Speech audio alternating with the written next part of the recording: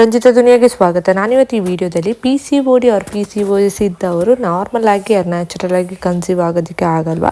So ಒಂದು ವೇಳೆ ನನಗೆ PCOD ಇದೆ ಅಂತ ಗೊತ್ತಾದ ಮೇಲೂ ನಾವು ಮೆಡಿಕಲ್ ಟರ್ಮ್ನ ತೊಗೊಂಡು ಅವರ ಟ್ರೀಟ್ಮೆಂಟ್ ಅವ್ರ ಮೆಡಿಸಿನ್ಸ್ನ ತೊಗೊಂಡೇ ನಾವು ಕನ್ಸೀವ್ ಆಗಬೇಕಾ, ಇದರ ಪ್ರೆಗ್ನೆಂಟ್ ಆಗೋದೇ ಇಲ್ಲ, ಇದೆಲ್ಲರ ಬಗ್ಗೆ ವಿಡಿಯೋದಲ್ಲಿ ಡಿಸ್ಕಸ್ ಮಾಡ್ತಾ ಇದ್ದೀನಿ ಫ್ರೆಂಡ್ಸ್. ಅದಕ್ಕಿಂತ ಮುಂಚೆ ಇದುವರೆಗೂ ಯಾರು ನನ್ನ ಚಾನಲ್ನ ಸಬ್ಸ್ಕ್ರೈಬ್ ಆಗಿಲ್ಲ ಪ್ಲೀಸ್ ನನ್ನ ಚಾನಲ್ನ ಸಬ್ಸ್ಕ್ರೈಬ್ ಮತ್ತು ಶೇರ್ ಮಾಡಿದ್ದು ಹೇಳ್ತಾ. ಸೊ PCOD PCOS ಅನ್ನೋದು ಇತ್ತೀಚಿನ ಕಾಲದಲ್ಲಿ ತುಂಬಾ ಕಾಮನ್ ಅಂತಲೇ ಹೇಳ್ಬೋದು. ಸೊ ಚಿಕ್ಕ ಮಕ್ಕಳಿಂದ ಹಿಡಿದು ದೊಡ್ಡವರವರೆಗೂ ಈ PCOD ಸಮಸ್ಯೆಗಳು ಕಾಡ್ತಾ ಇರುತ್ತೆ ತುಂಬ ಜನಕ್ಕೆ. ಇವಾಗ ಒಂದು ಕಾಮನ್ ಅಂತಲೇ ಹೇಳ್ಬೋದು. ಸೊ ಅದಕ್ಕೋಸ್ಕರ ಒಂದೊಂದ್ಸಲ ಇದು ಏನು ಯಾವ ಥರ ಗೊತ್ತಾಗುತ್ತೆ, ಸಿಮ್ಟಮ್ಸಿಂದನೂ ಗೊತ್ತಾಗುತ್ತೆ ನಿಮಗೆ PCOD ಅವ್ರ PCOS ಇರುತ್ತೆ. ಒಂದು ಮೇನ್ ಇರೆಗ್ಯುಲರ್ ಪೀರಿಯಡ್ಸ್ ಇರೋದು, ಅವ್ರ ಪೀರಿಯಡ್ಸ್ ಕ್ರ್ಯಾಂಪ್ ಬರೋದು, ಪೇನ್ ಇರೋದಾಗಿರ್ಬೋದು, ಇಲ್ಲ ಅಂತಲೇ ಬೇರೆ ಹಾರ್ಮೋನ್ ಇಂಬ್ಯಾಲೆನ್ಸ್ ಆಗೋದ್ರಿಂದ ಮೇಲ್ ಹಾರ್ಮೋನ್ಗಳು ಉತ್ಪತ್ತಿಯಾಗಿ ಈ ಥರ ಮುಖದಲ್ಲಿ ಈ ಕೂದಲುಗಳ ಬೆಳವಣಿಗೆ ಜಾಸ್ತಿ ಆಗೋದು. ಸೊ ಇದೆಲ್ಲ PCOD ಇರೋ ಸಿಮ್ಟಮ್ಸೇ.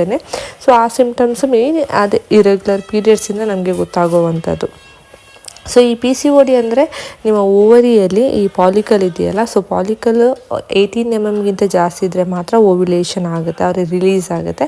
ಬಟ್ ಇಲ್ಲಿ PCOD ಅವ್ರ PCOS ಇರೋರಿಗೆ 18 mm ಕಡಿಮೆ ಇರುತ್ತೆ ಅವ್ರ ಪಾಲಿಕಲ್ ಅಂತಲೇ ಹೇಳ್ಬೋದು.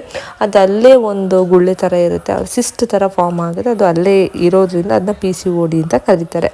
ಸೊ ಇದು ಕಡಿಮೆ ಆಗುತ್ತಾ ಅಂತ ಹೇಳೋದಾದರೆ, ನಾರ್ಮಲಾಗಿ ಕಡಿಮೆ ಆಗುತ್ತಾ ಅಂತಂದಾಗ ಡೆಫಿನೆಟಾಗಿ ಕಡಿಮೆ ಆಗೇ ಆಗುತ್ತೆ.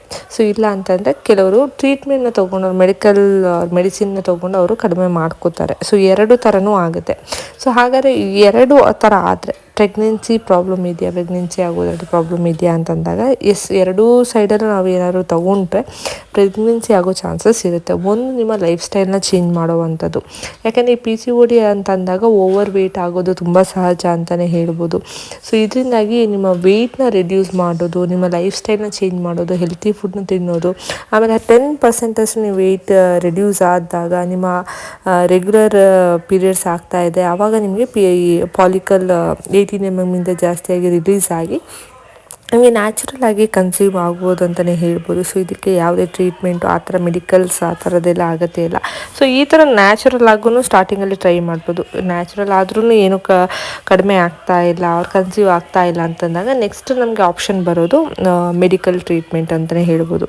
ಸೊ ಈ ಮೆಡಿಕಲ್ ಟ್ರೀಟ್ಮೆಂಟಲ್ಲಿ ಅದರಲ್ಲೂ 2 ಟೈಪ್ಸ್ ಇದೆ. ಒಂದು ಫಸ್ಟು ಓವ್ಯುಲೇಷನ್ ಸ್ಟಿಮ್ಯುಲೇಷನ್ ಇಂದ ಟ್ಯಾಬ್ಲೆಟ್ಸ್ ಕೊಡ್ತಾರೆ ನಿಮಗೆ. ಸೊ ಎಕ್ಸಾಕ್ಟಾಗಿ ಪಾಲಿಕಲ್ನ ಸ್ಟಡಿ ಮಾಡಿ, ಸೊ ಎಷ್ಟು 18 mm ಇದೆಯಾ, ಅವ್ರು ಎಷ್ಟಿದೆ ಅಂತ ಒಂದು 14 ಡೇ ಅವ್ರ 11th ಡೇ ಈ ಥರ ಬರೋದಕ್ಕೆ ಹೇಳಿ ಸ್ಕ್ಯಾನಿಂಗ್ ಮಾಡಿ ನೋಡ್ತಾರೆ. ಒಂದು ವೇಳೆ ನಿಮಗೆ ಅದು ಎಗ್ ಸೈಜ್ ದೊಡ್ಡದು ಆಗ್ತಾ ಇಲ್ಲ ಅಂತಂದಾಗ ಈ ಮೆಡಿಸಿನ್ನ ತೊಗೊಂಡು 2-3 ತಿಂಗಳು ಮೆಡಿಸಿನ್ ಅವ್ರ ಟ್ಯಾಬ್ಲೆಟ್ನ ತೊಗೊಂಡು ಈ ಥರ ಅಬ್ಸರ್ವೇಷನ್ ಮಾಡೋವಂಥದ್ದು. ಸೊ ಒಂದು ವೇಳೆ ಟ್ಯಾಬ್ಲೆಟಿಂದನೂ ನಿಮಗೆ ಏನು ಈ ಥರ ಓವ್ಯುಲೇಷನ್ ಆಗ್ತಾ ಇಲ್ಲ ಅಂತಂದಾಗ so next step stimulation injection ಕೊಡ್ತಾರೆ.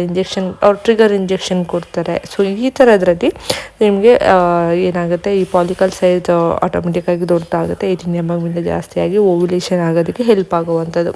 ಸೊ ಈ ಥರ ಮೆಡಿಕಲ್ ಟರ್ಮಲ್ಲಿ ಅವರು ಡಾಕ್ಟರ್ಗಳು ಟ್ರೀಟ್ಮೆಂಟ್ನ ತೊಗೋವಂಥದ್ದು. ಇದರಿಂದಾಗಿ ಕನ್ಸೀವ್ ಆಗೋ ಚಾನ್ಸಸ್ಸು ಜಾಸ್ತಿ ಇರುತ್ತೆ.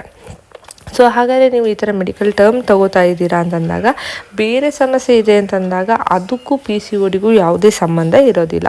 ಫಾರ್ ಎಕ್ಸಾಂಪಲ್ ಹೇಳಬೇಕು ಅಂತಂದರೆ, ನಾನು ಫೆಲೋಪಿಯನ್ ಟ್ಯೂಬ್ ಏನಾದ್ರು ಬ್ಲಾಕ್ ಆಗಿದೆ ಅಂತಂದಾಗ, ಅದರ ಬಿದ್ದು ನಿಮಗೆ ಎಂಡೋಮೆಟ್ರಿಯೋಸಿಸ್ ಅವ್ರ ಫೈಬ್ರಾಯ್ಡ್ ಈ ಥರದ್ದೆಲ್ಲ ಸಮಸ್ಯೆ ಇದೆ ಅಂತಂದಾಗ, ಅವ್ರ ಸೀಮನ್ ಅನಾಲಿಸಿಸ್ ಅವ್ರ ಕೌಂಟಿಂಗ್ ಒಂಚೂರು ಕಡಿಮೆ ಇದೆ ಅಂತಂದಾಗ, ಸೊ ಇದೆಲ್ಲನೂ ಸೆಪ್ರೇಟ್ ಆಗಿರುತ್ತೆ. ಅದಕ್ಕೂ PCODಗೂ ಏನು ಕನೆಕ್ಷನ್ ಆಗಿರೋದಿಲ್ಲ. ಒಂದು ವೇಳೆ ಕನ್ಸೀವ್ ಆಗದೇ ಇದ್ರೂ ಸೊ ಈ ಥರ ನೀವು ಟ್ಯಾಬ್ಲೆಟ್ ತೊಗೋತಾ ಇದ್ದೀರಾ, ಅವ್ರ ಮೆಡಿಕಲ್ ತೊಗೋತಾ ಇದ್ದೀರಾ, ಓವ್ಯುಲೇಷನ್ ಆಗ್ತಾ ಇದೆ ಆದರೂ ಕನ್ಸೀವ್ ಆಗ್ತಾ ಇಲ್ಲ ಅಂತಂದರೆ ಈ ಥರದ ಸಮಸ್ಯೆಗಳಿಂದ ನೀವು ಕನ್ಸೀವ್ ಆಗದೆ ಇರ್ಬೋದು. ಸೊ PCODಯಿಂದ ಅಲ್ಲ ಅಂತಲೇ ಹೇಳ್ಬೋದು. ಸೊ ಹಾಗಾಗಿ ನೀವು ಕರೆಕ್ಟಾಗಿ ನೀವು PCOD ಟ್ರೀಟ್ಮೆಂಟ್ ತೊಗೋತಾ ಇದ್ದೀರ ಅಂತಂದರೆ ಬೇರೆ ಎಲ್ಲನೂ ಬೇಸಿಕ್ ಟೆಸ್ಟ್ನ ಮಾಡಿಕೊಂಡು ಫೈನಲಾಗಿ PCOD ಮಾತ್ರ ಒಂದು ಸಮಸ್ಯೆ ಇದೆ ಅಂತಂದಾಗ ಅದಕ್ಕೆ ತೊಗೋಬೋದು. ಇಲ್ಲಾಂದರೆ ಬೇರೆ ಸಮಸ್ಯೆಗಳು ಈ ಥರ ಇದೆ ಅಂತಂದಾಗ, ಯೂಟ್ರಸ್ ರಿಲೇಟೆಡ್ ಸಮಸ್ಯೆಗಳು ಇದೆ ಅಂತಂದಾಗ ಅದಕ್ಕೂ ನೀವು ಟ್ರೀಟ್ಮೆಂಟ್ನ ತೊಗೋಬೇಕಾಗುತ್ತೆ. ಸೊ ಅದನ್ನು ಚೆಕ್ ಮಾಡ್ಕೋಬೇಕಾಗುತ್ತೆ. ಸೊ ಒಂದು PCOD ಅಷ್ಟೇ ಸಮಸ್ಯೆ ಅಂತ ಸುಮ್ಮನೆ ಕೂತ್ಕೊಂಡ್ರೆ ಕನ್ಸೀವ್ ಆಗಲ್ಲ ಅಂತಲೇ ಹೇಳ್ಬೋದು. ಎಲ್ಲ ರಿಲೇಟೆಡ್ ಬೇಸಿಕ್ ಟೆಸ್ಟ್ನ ಮಾಡಿ ಅದೊಂದೇ ಪ್ರಾಬ್ಲಮ್ ಇದೆ ಅಂತಂದಾಗ ಮಾತ್ರ ನೀವು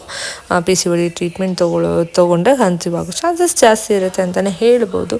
ಇದು ಇವತ್ತಿನ ವೀಡಿಯೋ ಫ್ರೆಂಡ್ಸ್. ಇದೇ ಥರ ವೀಡಿಯೋನ ಸಪೋರ್ಟ್ ಮಾಡಿ, ಲೈಕ್ ಮಾಡಿ, ಶೇರ್ ಮಾಡಿ. ಪಕ್ಕದಲ್ಲಿರೋ ಬೆಲ್ಲೈಕನ್ನ ಪ್ರೆಸ್ ಮಾಡಿ. ಯಾಕಂದರೆ ನಾನು ಏನೇ ವಿಡಿಯೋ ಹಾಕಿದ್ರು ನಮ್ಮ ಫಸ್ಟ್ ನೋಟಿಫಿಕೇಷನ್ ಬರುತ್ತೆ. ಇದೇ ಥರ ಪ್ರೆಗ್ನೆನ್ಸಿ ಟಿಪ್ಸ್ ಆಗಿರ್ಬೋದು, ಹೆಲ್ತ್ ಕೇರ್ ರುಟೀನ್ ಆಗಿರ್ಬೋದು, before pregnancy, after pregnancy, baby care, ಇದೇ ಥರ ಹೆಚ್ಚಿನ ಮಾಹಿತಿಯನ್ನು ಚಾನಲ್ ಅಪ್ಲೋಡ್ ಮಾಡ್ತಾ ಇರ್ತೀನಿ. ನಿಮ್ಮ ಸಪೋರ್ಟ್ ತುಂಬಾ ಮುಖ್ಯ ಅಂತಲೇ ಹೇಳ್ಬೋದು. Thank you.